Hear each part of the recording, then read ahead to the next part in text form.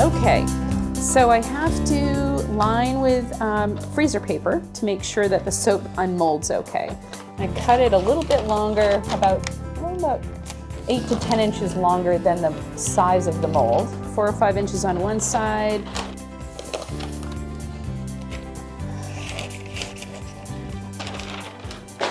I'm going to take the whole thing back and push it down inside.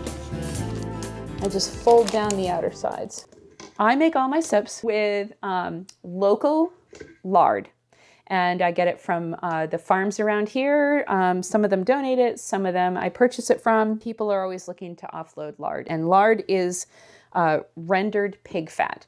I also render all my own fats. I like the natural ones, especially the ones where we're using animal fats. Those are going to be discarded from farms anyway. It was important to us to see if we could find a use for them. The fatty acid composition is pretty close to humans, so it's good for your skin. There's 5 pounds of lard in here for this soap batch we're going to make today.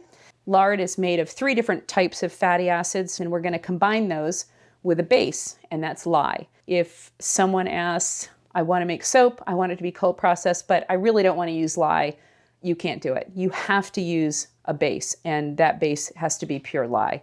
So I'm going to be adding tallow. I've rendered this. Tallow is beef fat.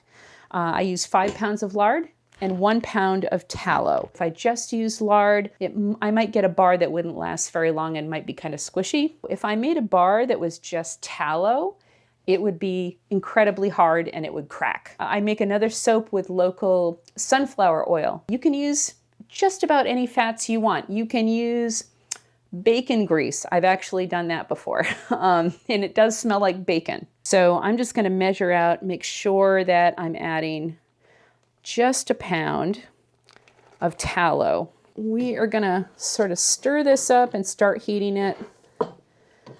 Usually soap making happens at about anywhere from 90 to maybe 125 degrees.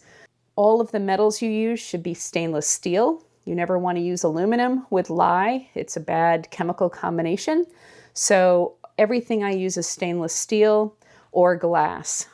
While I'm working with the fats, I don't worry a lot about protective gear, but once I start working with lye, we'll be using some protective gear. And it's also will be important to make sure if you have kids around or pets that might disrupt you, to make sure that they're out of the room.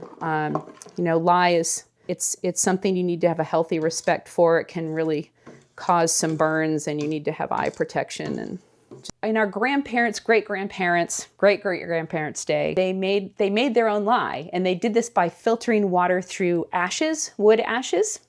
And there's something about the wood ashes that turns it very basic and makes it lye. I mean, it's really strong base. But the legend of the origins of soap dates way back to a time when there was a mountain where they were doing animal sacrifices, and there were fires. And so the animal fats were mixing with the rainwater going through the ashes, and it would run down the side of the mountain as soap. And the women washing everyone's clothes in the rivers at the base of the mountain noticed that when this substance ran off the mountain, all their stuff got a lot cleaner. It's a legend. I don't know if that's true or not. Okay, so this is going to be a bergamot and rosemary fragranced soap, and those are going to be added via essential oils. I'm also going to add calendula, which we grow on our farm. So now we're going to move into the trickier phase, which is working with lye. And I always make sure that I have on protective gloves. I'm very careful with it. If you're worried about it, you can wear long sleeves, old clothes. It will eat through clothes if you splash it on you. You just have to respect it and work very carefully with it. I always have goggles. You always add lye to water. You never add water to lye. You could have a volcanic reaction and it just explodes. So we measure our water first. This takes 4 cups of cold water, so I just run the coldest water I can. I'm going to measure out about 4 cups. It doesn't have to be exact. The water measurement is not as important as the exact ounces of the lye and the fat. I'm going to measure out 12.6 ounces of lye. I have my lye weighed out, and I already have my water here, so I'm just going to dump it all in, shake it out, sort of tap it out a little bit, stays in there, but I'm going to set that off to the side, and then I'm going to stir. I always do this outside. You can do it inside, but make sure you have really good ventilation. Don't put your face over it. There's fumes and heat coming off of it. But now I'm just going to stir this until it comes down to about 110 degrees. And just pour it a nice stream right into the fat. And now we're going to move into an immersion blender. I'm going to start mixing this. There are some oils and lyes that come together so quickly you don't have time to do this. When I use the sunflower oil and coconut oil, it comes together so fast, literally within seconds, it's already like a thick pudding. So you've got to pay attention to your recipe. Some of the essential oils or fragrance oils will make it seize up really quickly, but this is going to take probably about 5 minutes. It really depends on the weather. And this is also going to make a lot of noise, but we're going to take this to a point that we call trace. And that's when I can pull the blender out and dribble some soap on top, and it will leave a sort of raised pattern on top of the soap. If it drizzles back in and I can't see it, I'm not at trace yet. Trace is one of the soap that's staying there and not sinking down in. But it's a light trace. I'm going to add the essential oils, 2 tablespoons of rosemary and 3 of the bergamot. So I just measure them out. And bergamot, these are all the blossoms that we've dried. So that's going to add a little bit of sort of texture and scrubbiness to the soap.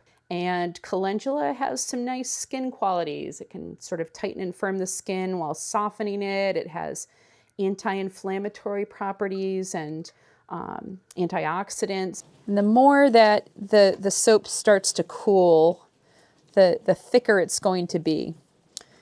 I'm going to start by pouring some into the mold. Not all of it, but a lot of it.